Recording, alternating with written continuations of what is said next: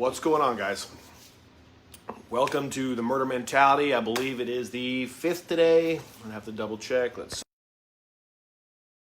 losing track of the days. Alrighty, so I want to talk about some cool things that have happened to me in the last 24 hours. Also, get vulnerable, get real with y'all, stay authentic, all of that shit that I'm always preaching on. And the first thing is, I had an amazing experience a couple of days ago. I've been thinking on it, kind of going back and forth on it emotionally and, intellectually. And that was that I had somebody whom I used to mentor through tattooing, and in my humble opinion, failed miserably. I failed them miserably as a mentor. And we ended up having some kind of bad blood. What's up, Chris? What's up, Stanley? Some kind of bad blood for years. And it went back and forth. I was a whole addict. I was struggling. I was just a fucking mess. I'm sure looking in on the outside, it was just sad to see. And he told me so a few times. The hardest part about that is that, really the bad blood that we had was because I had an ego that was so big that I wanted to try to still have opinions about what he was or shouldn't be doing and everything like that after I had failed miserably to apprentice him. And I didn't really have any business trying to teach anybody how to do anything at that point in time, because a successful person can only transmit success. I can't transmit what I don't possess, right? So this man and I had kind of we came together a few years back, and I was just like, man, I'm so sorry, and I'm real proud of what you've done with your career. I don't take no credit for that, maybe except for to have provided a bad enough example that you didn't want to be like me. And we really made a cool connection, and I think he might have reached out to me at first. I don't remember. All I know is that it was a real humbling experience for everybody involved, and I'm real proud of both of us for having done that. Well, literally a couple of days back, my friend, and I'll keep his anonymity, he reached out to me again. He said, hey, man, it's a pretty long message. I can't paraphrase something that long because it'd be difficult. I'm sure I wouldn't get it accurately. But the general gist of it was, hey, man, I want to take my life to the next level. And I've been struggling. And, I take these mental health days. I'm trying to do this, that, and the other to get myself in order and feel more together. And I notice what's really happening is I'm settling in my life. And that I want to be like one of the greats. I want to be somebody that people know my fucking name. I want to make an impact on the world. And I can't think of a better person to ask to help me do that than you. And I wanted to ask if you'd be like my business coach. And I'm teary-eyed, a little bit juicy-eyed just talking about it right now, because I know how far things had to develop for us to get to that point where we can talk about that stuff. And especially I'm not saying this is a bragging point. For me, this is a humbling experience. This is a very humbling experience. This is a kid who works at a shop that I always dreamed of working at when I lived in Utah.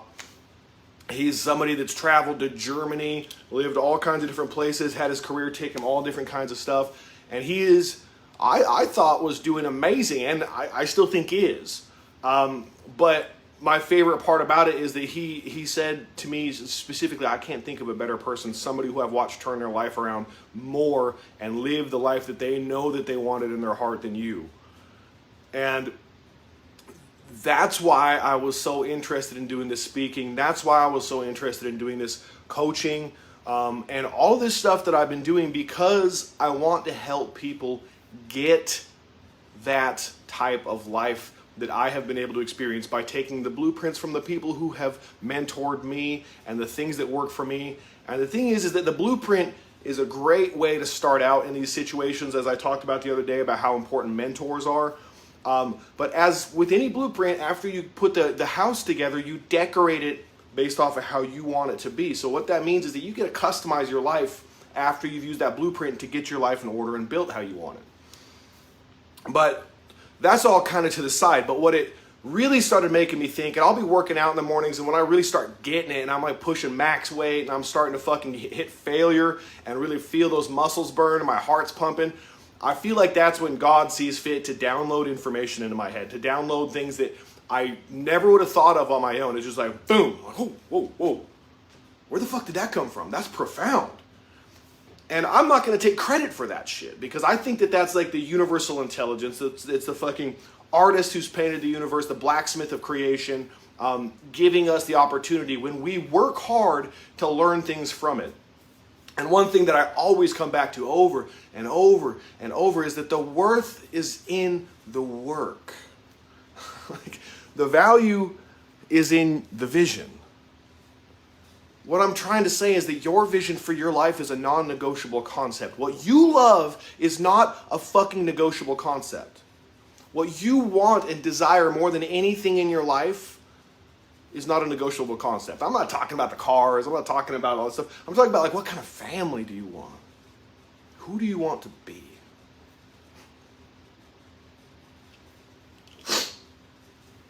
Who do you want to be? Because those questions changed my life. Who do you want to be? Why does that matter to you? Start asking yourself hard questions and putting a piece of paper in front of you and writing them fucking down. I don't care if what you write down looks stupid as fuck when you read it again in 10 minutes. You need to get it out. Because if you get enough shit out on paper and you can review it, eventually you'll get some gold. And that's what like lyricists do. That's what poets do. That's what artists do. Everybody sees these finished quality products of art and they're like, oh man, he just must have been born with it. But nobody sees the pile of shit that I've thrown in the fucking trash. The amount of sheets in a fucking notebook or what do you call it, a sketchbook that were like, I got 5 or 6 lines into the sketch and I was like, fuck this. And because they don't see that, they don't realize that that is where the worth and value is from. And here's what I really want to get at in specific in this topic is I know that it's a really big thing right now for people to take like mental health days. I'm going to take a mental health day. I'm going to take a mental health break. I'm going to take a this, that, or the other. But the weird thing is it's just to me like vacation, or at least it used to be when I'd take a mental health day and I didn't want to go back to my life afterwards. I didn't want to, I'd take a day off and then I had no interest in getting back into being me again. But I don't live like that anymore, and I live a life that I'm actually excited to get in here and do this. Like I was pacing around waiting for my phone to charge enough to get on this live. I wasn't sitting around trying to listen to stuff to inspire me. Like I knew what I was going to talk about without any shred of a doubt. And I know consistently if I keep helping me by getting to know me, becoming my authentic self, having conversations with my authentic self, eventually I will become like in a relationship with me. I want you to fall desperately, madly in love with getting to know who the fuck you are. And I know for a lot of the dudes out there, they're like, that's fucking lame. It's not manly shit. Really? I don't think that there is anything more manly in the fucking world. There's no one thing in this world that is more manly than knowing who, what, and why you are who you are. Knowing what formed you. Choosing how you're going to form yourself based off of that. And then from there, embodying what you think are the strongest values in your life that you could possibly have. I mean, literally, like, I've had goosebumps this whole fucking time. What matters to you? The worth is in the work. The value is in the vision. Stop living a life that you fucking hate. Stop waiting around and wondering when some fairy godmother is going to come and show up and be like, bing, there's a life you fucking wanted, Cinderella. You're not Cinderella. This is not a fucking fairy tale. And the only fairy tale I can possibly liken life to is Pinocchio. One of my favorites, to be honest. Let your conscience be your guide. When you do something that you don't feel proud of, own it and don't do it anymore. When you do something that makes you feel good, and I'm not talking about physically or like just satiating your fucking worldly body, like physical needs. I mean something that makes you feel good like internally. That when you go to sleep that night, you're like, fuck, man, it was a powerful day today. It was a day that changed my fucking life for the better. I got information. I got value. I affected people and impacted them in a way that may change their lives if they choose to take it. Just like Chris said here, I'm becoming my own best friend, she says. That's fucking amazing. I'm so proud of you. I'm so proud to see you grow. And I'm not proud like in the way that like a dad is, where I'm like, I'm responsible for that. I'm proud in the way that I'm a fellow human being. I'm another soul in this journey. I'm another person, another piece of God, watching you activate yourself in a way that inspires me. People tell me all the time, oh, you inspire me, Justin. You motherfuckers don't realize how much you inspire me. I promise you, there's people out there that are watching you and you don't even fucking know who they are, and they look up to you. And I want you to learn how to be one of those people. I want you to learn how to watch from the outside in on your life and your behavior and be like, damn, that motherfucker, a real one. I want you to be able to say, I love you so much in the mirror that I won't let you hurt you anymore. Just like you would with a friend. Like, you wouldn't watch your friend kill themselves slowly and not say something, right? But the fucking horrible thing is that we do it all the time. We do it all the time. We watch our friends fucking eat themselves to death, smoke themselves to death. Everything you can fucking imagine. I straight up razz my friends bad on that shit, man. Like, bad. I won't say names, but I got a homie that's, been trying to quit smoking for a minute, and like, I support him absolutely. But like, every time I'm like, oh, better take another smoke break, bud. Better take one. Like, come on now, man. You know better. I love you. I want you to be healthy. I want you to live to be fucking 60 or 70 and have a dope fucking life the whole time. But to bring it back home, man, the mental health days are only good if it's a mental health day. A mental health day isn't a break from your responsibilities. It's a day to take advantage of the time and take those responsibilities to the next level. If you take a mental health day and you don't fucking handle some of your responsibilities, what you really did was take another day off from your life, and now you're a day further away from your goals and a day further behind your bills and a day further behind everything else that you fucking could possibly want in your life. What's up, Lacey? Nice to see you in here. Big love. Thanks for all the hearts. The worth is in the work. Real men, real women, real bad motherfuckers don't wait around for somebody to fix their life for them. Nobody saved Pinocchio. Pinocchio learned the lesson and saved himself. And I want you to learn that. I want you to understand that through mentors and people that care about you and communities that are doing the kinds of things that you want to do, and all of the people that you could ever look up to are already out there in the world. And if you will just come out of character just enough, the character of the weakling, the character of the sad person, the liar, the one that tells everybody it's all fucking okay, and just be honest with those people that you look up to, you will find that 99.9% of the time, when you approach somebody that you care for, when you approach somebody that you look up to and admire, and you tell them that, I admire you, and I need help, I don't know what to do, that they will fucking help you. The Bible says, seek wise counsel. There's a fool who believes in the counsel of only his own mind. Why would God not give you wise counsel if you sought it out? Why would he not do that? Why? You just have to come out of the character of who you think you are and be the character of who you know you are instead.